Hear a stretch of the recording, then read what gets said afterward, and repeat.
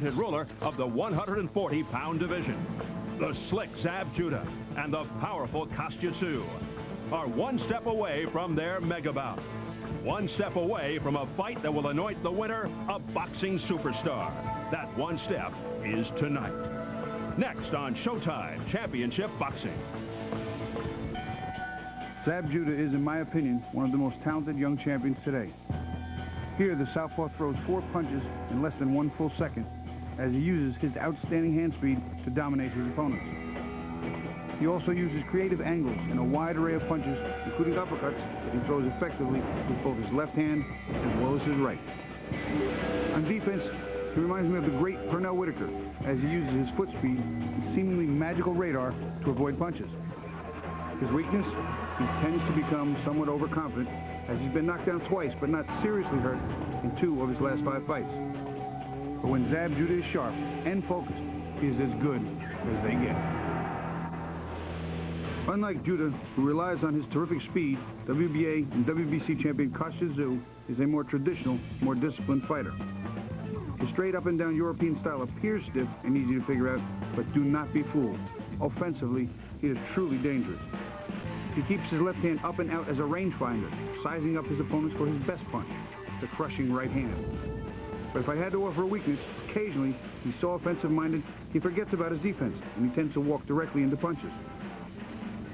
But Tszyu is a cagey veteran with terrific overall skills who knows how to hurt his opponents and then how to finish them off.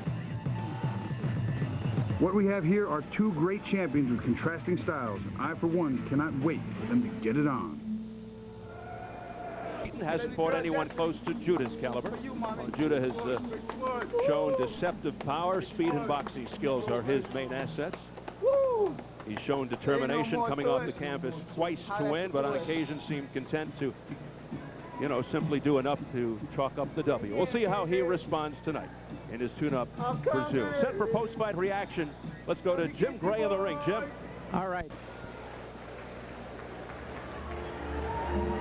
Getting set for the ring walk of Alan Bester as he comes in, the challenger out of Denmark, looking like all business. First world title shot, first fight on American soil. Had an outstanding amateur career with 75 victories, only 10 defeats. His only blemish as a pro last January, a draw against a fighter by the name of Nasser Al-Tumani. 5-0 since, with his last bout a majority decision over former world lightweight champion and southpaw George Scott in February in an IBF eliminator. So as Bester makes his way to the ring, Bobby, I'll ask you, only 3 knockouts in 19 fights, 18 wins.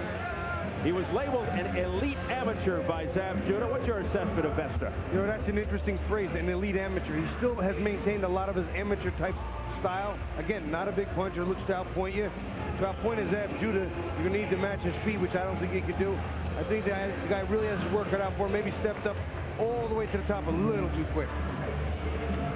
Yeah, good boxer, good counter-punching skills. Defense is a strength. Lacks a lot of experience, and his quality of opposition is something to be desired.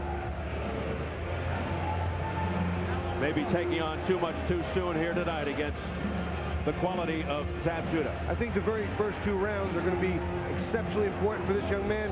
If he can hold off Judah, control him a little bit, set the distance, do some of the things he needs to do, he can be in decent shape to at least take this fight some rounds.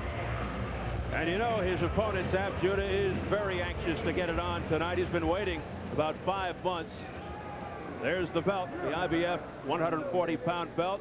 Yoel Judah, the father and trainer of Zab.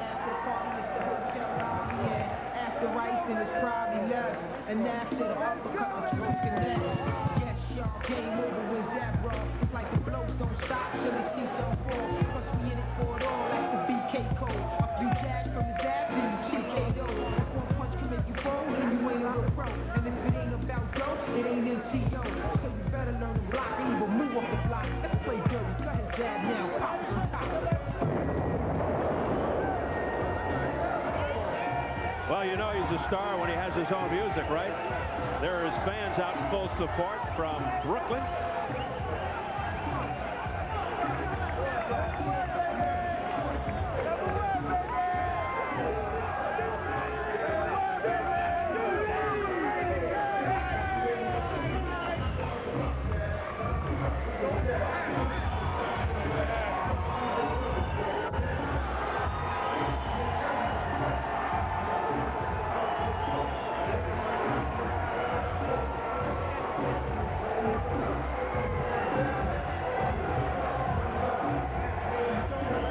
even though he's got Kosciuszko on the mind, he insists he's focused on Vester. But if you follow Judah of late, you've seen him kind of lax and careless, perhaps overconfident at times, to the point that he's been dropped by Teron Millette. Referee Arthur McCanny had to reprimand him twice to mix it up more in the Reggie Green fight. Bobby, sometimes he just says he gets bored. Which Zab Judah do you think will show up tonight? Well, Steve, I'll tell you what. Sometimes he says he gets bored, that the incentive isn't there. And sometimes I think it's just a matter of he doesn't really feel any threat from certain opponents. We've seen that pattern. He falls into a little daze. If this isn't incentive enough to look good, the showdown with Kosciuszko, I don't know what is. Well, he did seem more businesslike and serious in our talks with him yesterday. As we check the numbers, let's go to the tail of the tape. Both fighters are 23 years of age. Vester is slightly taller, a 2-inch reach advantage for Judah. At yesterday's weigh-in, Judah and Vester under 140. Tonight, Judah 141, Vester 143. And the key rules for this world title fight: there's no standing 8 count, no 3 knockdown rule. The fighter cannot be saved by the belt in any round. If an accidental headbutt occurs before the end of the 4th round, the fight is ruled a no contest. If it happens after the end of round 4, they go to the scorecard. So here at Mohegan Sun, Zab Judah, Alan Vester at stake, the IBF Junior Welterweight belt. Let's get the introductions from our ring announcer, Jimmy Lennon Jr. Ladies and gentlemen, at this time we present the first of our world title attractions and our co-featured event of the evening, brought to you by Main Events, Mohegan Sun, Showtime Championship Boxing, and Budweiser, the undisputed king of beers. This bout is sanctioned by the International Boxing Federation. The president is Hiawatha Night Supervisor Mahasan Scott, along with the Mohegan Tribal Gaming Commission Athletic Unit. Introducing our 3 judges scoring this bout from ringside. From Oneida Castle, New York, Donald Ackerman. From Most, Germany, Arthur Ellenson. From Waterbury, Connecticut, John Lawson. And our referee in charge of this bout, working in his 2nd world title bout, Charles Dwyer. All right, fans, here we go. 12 rounds of boxing for the IBF Junior Welterweight Championship of the World. Introducing to you first the challenger on my left, fighting out of the blue corner, wearing white trunks with gold trim, hailing from Aarhus, Denmark. He weighed in at a ready 138 1/2 pounds. He is undefeated at 18 wins, no losses, 1 draw, with 3 wins coming by way of knockout. Tonight, making his first attempt at a world title, please welcome the undefeated IBF #1 ranked junior welterweight, introducing Alan Vester. And his opponent across the ring, the defending world champion on my right, fighting out of the red corner, wearing blue trunks with silver trim, hailing from Brooklyn, New York. He weighed in the same as his opponent, 138 1/2 pounds. He also is undefeated at 26 wins, no losses, 1 no contest, with 20 wins coming by way of knockout. Tonight, ladies and gentlemen, he is making the 5th defense of his title. Here is the undefeated IBF Junior Welterweight Champion of the World, introducing Zab Super Judah. Once again, Charles Dwyer, our referee in charge. 12 rounds of championship boxing schedule.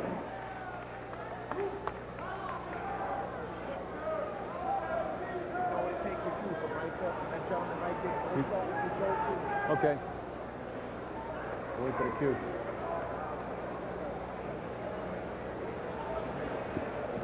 Okay, gentlemen, you both know the rules. Have a good, clean fight. Obey my commands at all times. Shake hands. Good luck. What are you calling?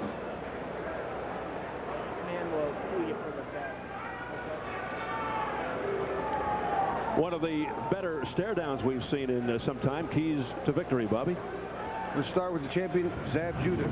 First of all, use his overall speed, hands and feet. He is blazing. Number 2, cut off the ring. He's got a guy who's going to move and stand the outside. And lastly, work the body, then go up to the head. That's the best way to stop him in his tracks, and then take the head. For Alan Vester, he wants to use a very effective jab. He's going to have to put something in Judah's face to keep him off. Also with that jab, maybe set the fight distance. He can't fight inside, and Judah can. And lastly, the straight right hand is his best punch, and it's very effective against southpaws in general. Went right to Judah, dominant and sharp, elusive and slick, exceptional speed with pop, very sharp, accurate puncher with excellent reflex, a tremendous right uppercut, and has infinite energy. The key is to harness that intensity. Don't be over exuberant. I'll tell you right now, Steve, Vester squares off a lot, bringing his right shoulder forward. He's going to walk into a straight left hand from Zab Judah, and he's going to get hurt. He squares off way too much against guys this fast and this sharp and accurate.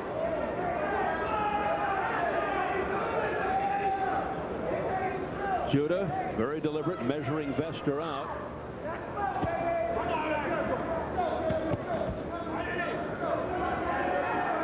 Said he spent part of his time at the Palm Beach training site working on cutting off the ring, which could be of value tonight against a guy like Vester. He pops him with a straight left.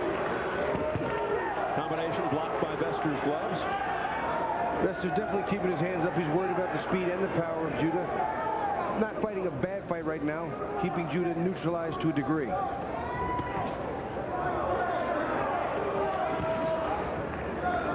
Vester's leading a lot with the right hand and following the left hand. Somewhat awkward, unorthodox, and not normal. Maybe it might be effective. And Vester not dancing around as much as we thought he might be doing. He's standing in there, which could be to his disadvantage eventually as a target, and he is at times aggressive as he jumps in. There you see him, he jumped in with the right hand, following with a sort of a half of a left hook jab cross combination, and it's awkward, but it lands not hard. Like again, he popped it with the left hand. Alan Vester with a good sequence there. He did it twice in a row there, and Zab figured he was done and got hit with another set. Perhaps trying to lull Zab Judah. And now Judah turning it up.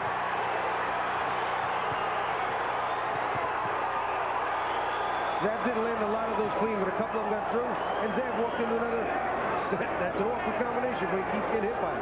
Vester, undaunted, came back with a series of punches of his own. Vester's game. Good. He's leading with a long right hand and following with the left hand. The cross between a hook and a jab, and it's landing. I'll say this, he's not pulling a junior winner.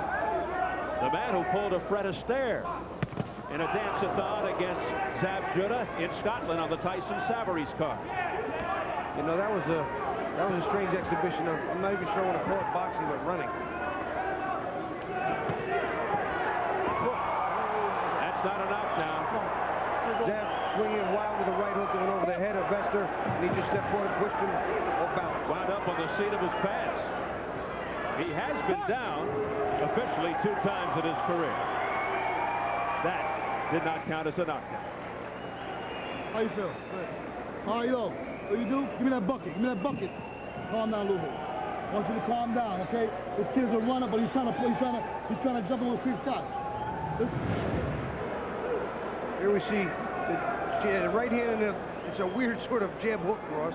Double combination there where he got Zab Judah a little aggravated. Didn't really hurt him, but got him. There's one. He comes right back with another. 2. And they both landed cleanly, but again, there's no real power in those punches.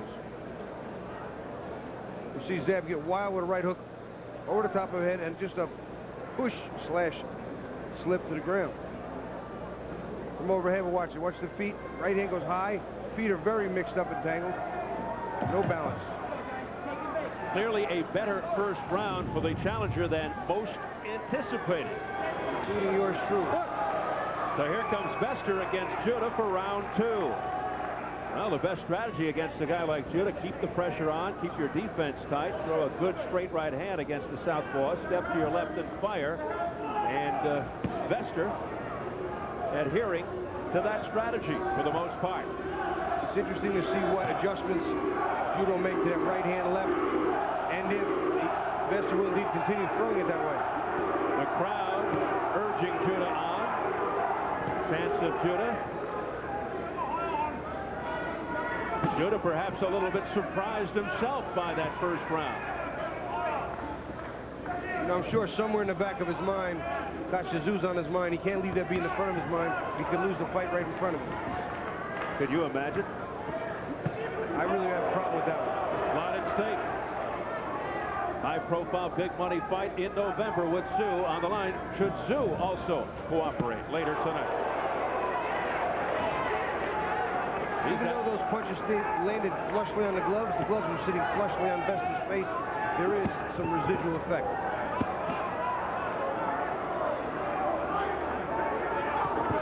Vester very tricky. Put him on. Break clean. Watch your head. Good. So far, Zab Judah has not solved the puzzle. Now Vester working out of a deep crouch. He's showing Judah a lot of looks. Vicious with that slapping right. And if you notice, Vester has been able to move to his left quite a bit.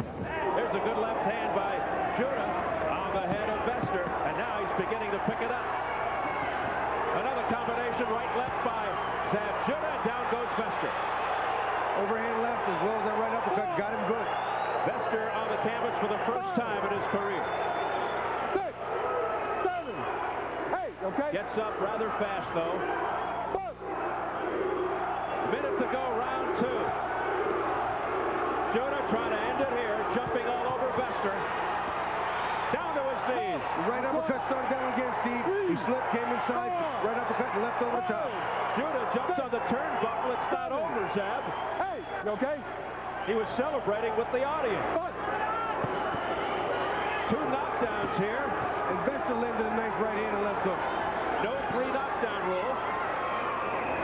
Break clean. Watch your head. Not a ton of time left in this round, but Judah closed it out. 23 seconds and counting. Vester trying to survive the second round. Now he's trying to dance away from the champion. Keep his distance. Boy, that pummeling left is having an effect on Vester. Not only that right uppercut Steve very effective on the inside. That's one of his best punches and often a forgotten punch in boxing, the uppercut.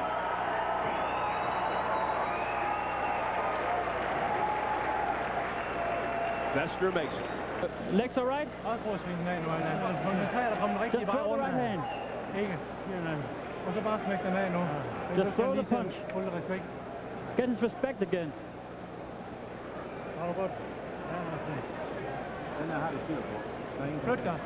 Move. Take a look at that first knockdown. Zab Judah coming in. He's so quick, he's powerful. Straight left hand and right hook. Not real clean, but he's following his chase from the right uppercut inside did hurt him. You see him buckle a little bit, and then that left hand straight. A little bit of a slip toward the end there, but again, that right uppercut being so effective on the inside. Second knockdown, he just beat him to his knees, through the gloves. Well, let's see if Vester can get Judah's respect again. That was great advice in the corner. Throw the right hand, get the respect. Because he had not hurt, but hit Zab with one good right hand, and Zab did back up to take a look. Vester down 2 times in the second round. Round 3 scheduled for 12 for the IBF Junior Welterweight Championship. Break him up. Break clean. Fifth title defense for Zab Judah. 26-0, 1 no contest, 20 knockouts. Vester in the white trunks, 18-0-1 with only 3 KOs. He's the #1 contender in the eyes of the IBF.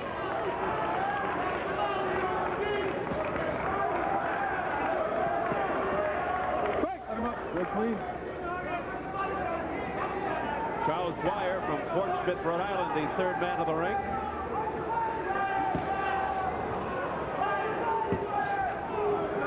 Again, that lunging approach by Alan Vester. Vester's eyes seem to be okay. His legs seem to be under him. Doesn't seem to have too much residual leftover bad body parts from that knockdown, but his points are adding up now. He's going to have to make a move. As mentioned, Judah has been down before. Break clean.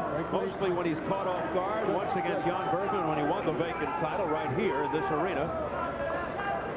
And against Karan Millett 3 fights ago, he walked right into a punch. It was a nice attempt, a right uppercut and a left hook by Vester, but he doesn't have the power that Zab has. He doesn't have the power of Kashizu. He's not going to really get the respect he needs unless he throws good combinations. And you have to wonder what might be going through the mind of Kostya Tszyu as he takes this one in backstage. Watching Zab Judah. I truly wonder if he's even watching and leaving any of his attention to this fight as opposed to what he's got to do. Really think so, huh? Possible.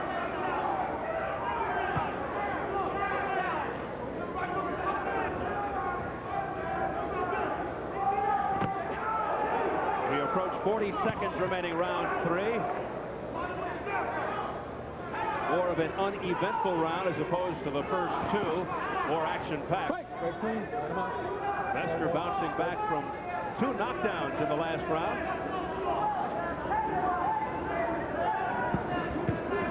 And comes back with a pretty good flurry. And you know what? It was a nice combination, follow-up combination. Vester's in trouble off a right hand, and it's right on Cowboy for Zab Judah. Sharp counter right hook, Steve. Really caught Vester. He didn't see it coming. He may not get up. 9. That's it. Being waved off by Charles Dwyer. 3rd round stoppage for Zab Judah. You know, He just got up before 10. And Vester didn't see that right hook. You could see the delayed reaction. His eyes went blank. He never saw it, and it really hurt him. And Dwyer wisely waved it off. And Zab Judah with his 5th title defense. And the crowd reacts with chants of Judah. So Zab Judah moves on, and he now has done his part in the Tszyu-Judah showdown. Vester just had his best double combination as far as effectiveness, and then walks into it right here. Counter right hook, bang, bang. He just walks right into it. I mean, I think he just turned his head away for a split second, Steve, and got caught. Vester down 3 times in the fight, 2 in the second, 1 more in the third, and the third one was it for Zab Judah. Now 27-0, won no contest with 21 knockouts, and has now cleared the way to title unification from his part. And if Kostya Tszyu beats Oktay Urkal in our next bout, then Tszyu and Judah will finally get it on. And that'll be November 3rd to see who is the undisputed 140-pound champion. Meanwhile, Alan Vester loses for the first time in his professional career. Goes to 18-1-1.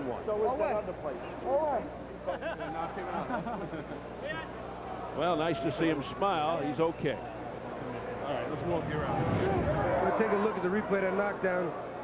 There's a nice right hook right there that sort of catches him, and he doesn't see it. And you see him stagger, stutter, look around, go to his knees, and then dive face first into the corner. It didn't look that powerful at the time, but when you don't see them coming, watch it again. Zab Judah waiting. Vester had a nice combination. Zab now back on the attack. Gets his man with the, tries to get him the uppercut, but lands a very clean, but not appearingly so hard. When you catch a fighter looking, sometimes it gets short-circuited. I can't imagine that this right hand was better than some of the other punches he'd already absorbed, but the results speak for themselves. Vester hung in there as long as he could. We thought he'd be dancing and running a lot more. He was courageous, staying in there with Zab Judah for the most part. He just got counted out here, and the fight was stopped by referee Charles Dwyer. He just didn't want to take any more. It was pretty clear on his face. So there is Zab Judah and family and friends. Right, baby! Looking in a house. You heard me? As Zab is now able to take a big deep breath and celebrate, gets a kiss on the cheek from Gary Shaw, the COO of Main Events. I never in my life heard that fast. Can you go home now? Some may ask, why didn't Judah line up a Kostya Tszyu prototype in advance of Tszyu tonight? But for someone like yourself who can get in the mind of a fighter, he's probably just more comfortable doing that in the gym rather than risking it here. Let's get it back up to Jimmy Lennon Jr. for the official time. Ladies and gentlemen, we have the time of 2 minutes, 58 seconds in round number 3. A referee in charge, Charles Dwyer, reaches the count of 10. The winner by way of knockout, still undefeated, and still the IBF Junior Welterweight Champion of the World, Zab Super Judah. Well, they call it officially a knockout, although Vester did get to his feet at 9, like 9.5, I'd say. But the referee had his own ideas and stopped the fight anyway. It was a wide stoppage, of course, but they're saying that he was counted out officially in the books. He was standing up at 9, Steve, but I think he was in no shape to continue. Absolutely, I agree. So they could have gone either way with this, KO or TKO. It's really academic. It's another W. But this time in more emphatic fashion for Zab Judah, but obviously we have to question the caliber of his opponent tonight, even though he was deemed the #1 contender, according to the International Boxing Federation. You know, many times that #1 ranking, you wind up getting it through attrition because all the good fighters who have fought eventually wind up losing. There's nobody left to put up there who hasn't already been up there at one time or another. And I think they also like to give some of the European fighters a chance. All right. It is misleading at times. Coming up next, our main event. Here comes Zab's rival, WBC, WBA super lightweight champion.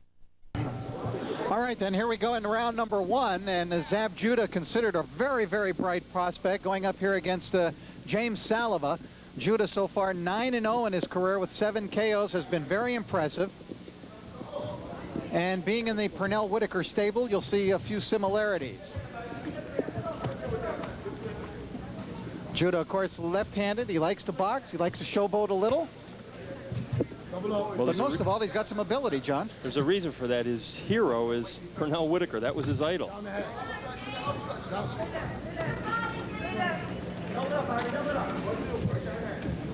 As for Saliva,